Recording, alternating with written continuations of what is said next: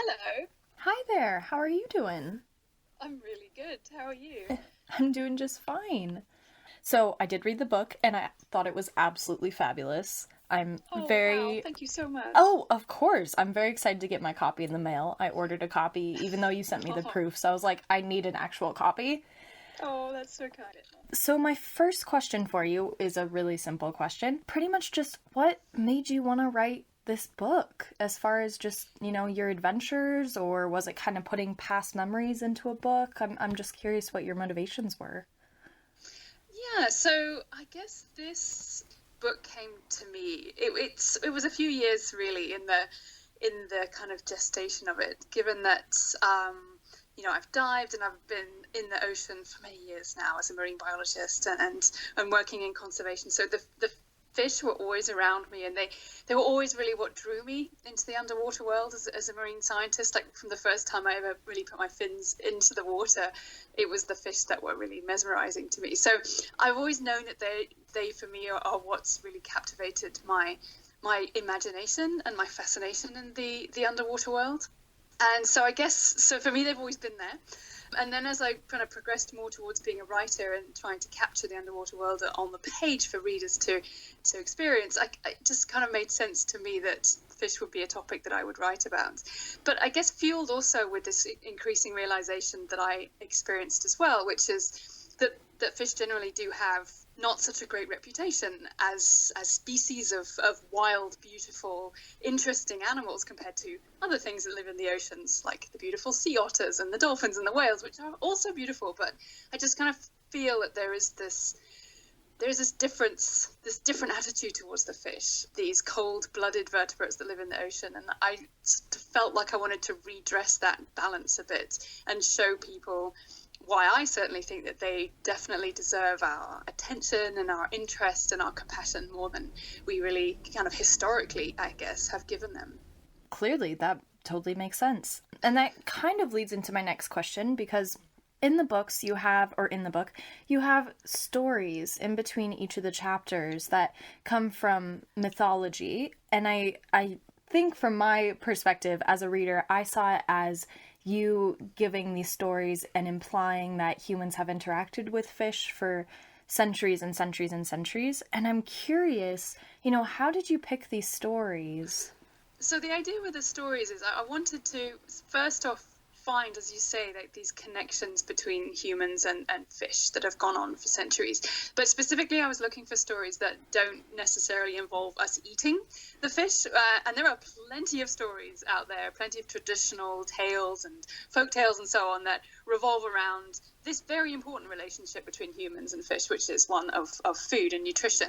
And I understand that, and I think that is very important. But I really wanted to go beyond that and see and actually show that many cultures have a more complex relationship with these creatures over time. I mean, many of them may be founded in this idea of them being important animals for us to eat, but I wanted to try and capture this other sense of what these animals can be. And so I just started looking around. I mean, I looked through sort of books of animal folk tales and just hunted around. I asked friends. So, I mean, for example, one of the stories is from ancient Egypt. And I was just talking to a friend of mine who happens to be an ancient Egyptologist. And she's like, well, hey, I've got a pretty cool fish story if you want. So she sat down and she told me that story. And basically the version in the book is the version that she told me. And so really what I was trying to do was grasp like the other facets and the other angles that we find throughout human history, as people have seen fish and wondered what they are, maybe pondered their powers, they sort of mythological powers these animals might hold in controlling the weather or being these powerful, scary beasts, sometimes useful, sometimes friendly, but a whole different range of personalities have been sort of attached to these animals. So that was really what I was trying to do, is kind of capture this range of sort of associations and ideas that people have had about this big group of animals that we call fish that live in this world that we don't live in and that we kind of wonder about and cast our minds into this big huge space. And the fish, I think, are just one of those inhabitants of the oceans that people have pondered on for a long time. And so I had fun looking around different cultures and finding these different aspects of the fish's personalities and then our thoughts about them kind of written into these traditional stories over time. It was good fun finding them. I really enjoyed it. I bet. It sounds like quite an interesting research project. I'm curious too, in your research with the fish stories, did you find that there were more, and there might not be a correlation, I'm just curious, did you find that there were more fish stories of either eating, hunting, or just the stories you have in your book with more kind of island cultures or more just with coastline cultures? I'm just curious if like there are fewer stories with inland, landlocked countries than islands. Yeah, it's a good question, actually. I guess I didn't really think about necessarily where those stories were coming from in that sense. Although I guess I was probably more drawn to the ocean-based stories, which naturally would be the island-based cultures, as you say, and cultures that have got a really long history of being very closely tied to the oceans and to the coasts. So I guess naturally I was kind of drawn to those ones. And I confess I probably didn't spend as long looking at landlocked countries that I'm sure have their own stories based on freshwater fish and rivers and lakes and so on. A couple of them actually are freshwater, I think. There's a story an African story about a river-based sort of sea monster fish that swallows up this young woman and she lives inside its belly for a while before emerging and being this kind of powerful woman afterwards. So I guess it's a bit of a mix between freshwater and marine, but really I was mostly focusing on the oceans. But I think it kind of calls to mind a little bit the previous book I wrote as well, Spirals in Time, which was about mollusks and seashells. And I was really surprised then as well to find this really pervasive belief in the different ideas of what a seashell can be to a human. This idea of it being a kind of icon of life and death and all these very important things in human lives, but in places a long way from the ocean where these things actually grow. So, and I think the same thing probably is the case for fish, that they do have a really far kind of reaching influence away from the coast and from the islands. But also I have to confess I do find those coastal and island-based stories, the Pacific-based island stories so wonderful and so kind of evocative of that place that I'm really drawn to those too. So I've got stories from Japan, places like that, where they've got a really interesting relationship with the ocean. So I am drawn to those ones. Yeah. Sounds lovely. So just kind of going a little more broadly with your book, and this might be just kind of a basic, almost dumb question in a sense. So your title is The Eye of the Shoal, but you talk about schools of fish, and I'm curious, is there a difference between shoal versus school, or are they the same thing? Not a dumb question at all. It's a very good question. And I think, it depends a little bit. Actually, when I was writing the book and proposing the title, Eye of the Shoal, and some people said to me that maybe the word shoal even isn't that widely known in some parts of the world as an idea of, that actually just means a shallow piece of the ocean, which is another word for, use for the word shoal. But in terms of a fish shoal was less commonly known, but we went with it anyway, and hopefully people can kind of get that idea. But I think generally, I don't think this is necessarily kind of defined anywhere, but I think that generally a shoal of fish is considered to be more of a kind of a general aggregation of fish, and they can be of different species and so on. But that a schooling species, and actually kind of means that I actually kind of got the title wrong a bit, but because the idea of the title is this sort of a circular spiraling group of fish around you, and that you're right in the center of it, the eye of the shoal. But actually, I think I'm probably a bit wrong with that, and that a shoal could be something a bit less organized, and that a schooling fish is when they're really swimming together, and that extraordinary phenomenon, which I find really, really kind of just hard to imagine, even though we understand some ideas of how fish are able to swim in synchrony and how you get this extraordinary coordination, just like you do watching like a murmuration of starlings, of birds in the sky, and how maybe from some fairly simple rules of leading fish and then followers knowing how far to be behind that leader and keeping their distance, and these sort of unspoken rules of how to swim together, that you can have these emergent shapes and coordination, so that so a school of fish almost looks like there's a sort of mind to it, that it's sort of a creature that's thinking and deciding which way to go, when really it's a coordination of all these individual animals swimming together and reacting to each other, but so quickly that we don't see that. So actually, I feel kind of bad now that you've brought it up. I think maybe it should be The Eye of the School, not The Eye of the Shoal. But never mind, we'll stick with the title we have. Oh, I think it's a wonderful title, and part of my curiosity was I hadn't heard the word shoal before, and I was like, I'm curious what, like, possibly the book will explain it, and of course it does. It just did it in a way where I thought, well, it could also be school, and so that's why I asked that question. But no, I really like the title, and it kind of reminds me, like you said, kind of the eye of a hurricane, in a sense, where you're in the middle. Yes. Yeah. So in your book, of course, you have this really nice series of memories where you're talking about diving and being with fish. And it's for me, it's very nice because I've done some diving, but I've always been afraid of the ocean in a sense because it's so big and vast. And so it's nice to get that perspective of you doing the work for me and describing all these wonderful scenes. And in your book as well, you talk a lot about the relationship between humans and fish and how, overfishing is a problem or endangered species need to be conserved, things like that. And I'm curious, just in your own opinion, doing this research for this book, do you think that our relationship to fish has worsened recently, or is there a way that we can kind of work on improving our relationship to fish more in a symbiotic and helpful way than what we've been doing? Yeah, I think what has changed on a global scale in the last few, I guess, decades really is what we're doing now is humanity is fishing the oceans, is exploiting the oceans in such a way that on such a vast scale that the individual animals are really lost in that.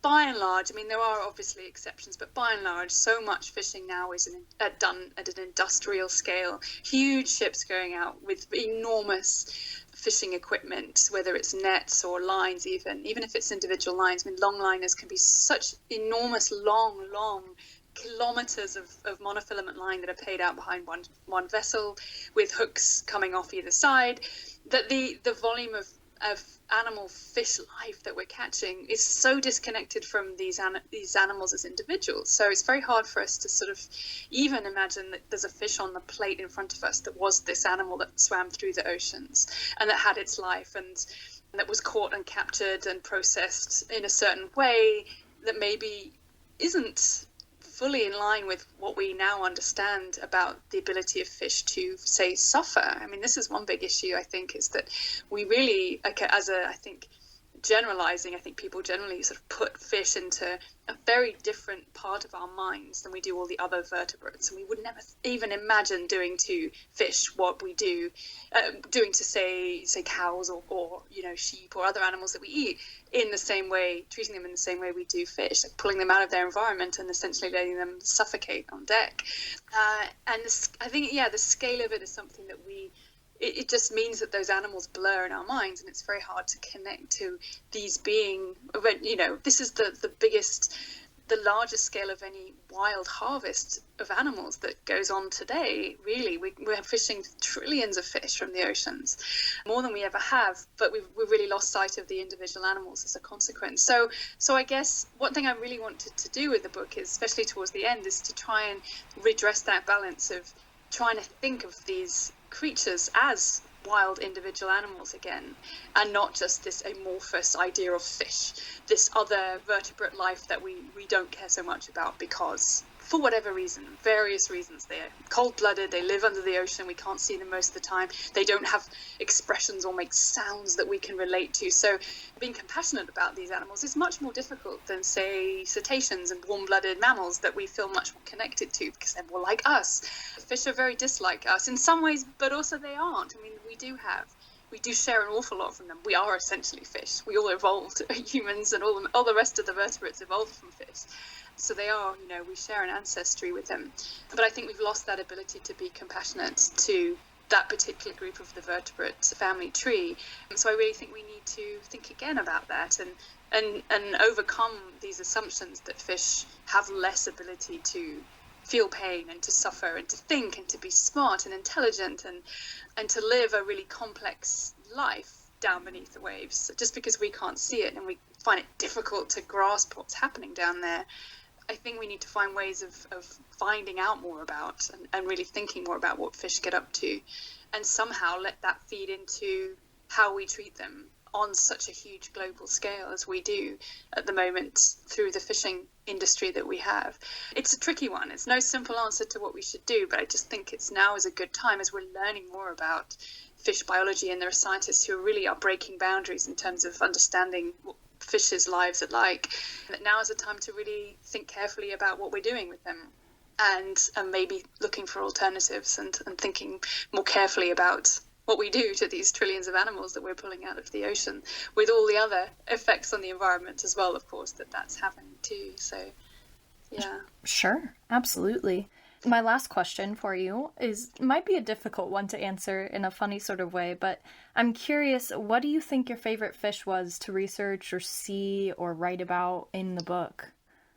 Such a good question. And I never have a good answer. This is the annoying thing with this question, because it's such a good one and I should really, have a very good answer for it. And it's so hard to choose, because I did get to, I guess one of the things in the book I wanted to do, and I did, was to show readers that there are so many different types of fish. I guess I was slightly shocked, having previously written a book about mollusks and seashells, and there's a lot of those. There's like maybe 200,000 species of mollusks, but on the whole, I mean, they are varied, and there's lots of variation amongst that group, but maybe not as much as the fish. So we've got maybe 30,000 species of fish alive today, but they do so many different things, and they live in so many different places that really there's just this incredible variety of animals that we call fish, from the enormous whale sharks down to the tiny wee things that live in freshwater swamps and sort of mature in a matter of weeks, down to the enormous Greenland sharks that take maybe 500 years, that live for maybe 500 years and take a century or more to reach maturity. So the fish really encompass such a huge range of things. It's really hard to pick one, but if I am forced to, let me think. I guess for me, actually, one of the things I really did enjoy with this book is uncovering more about the fish that live in places that I've never been, and I probably never will, which is down in the deep sea. And some of the things that are going on down there are just extraordinary. In particular, I really enjoyed researching fish that are able to make their own light, the bioluminescent fish. And for me, I guess it captures one of the things I wanted to get across in the book as well, which is that these vertebrates that we call fish, this whole huge part of the vertebrate family tree, have evolved abilities that we just don't see anywhere else in the vertebrates. So one of those things being the ability to make light, and fish are really good at it. There's like a couple of thousand species of fish that are bioluminescent, and they put those lights, mostly these are species living in the deep sea where it's dark, and it makes sense if you have lights that you can make for yourself, and you can do really cool things with them. So one of my favorites is a tiny wee shark called the velvet belly lantern shark.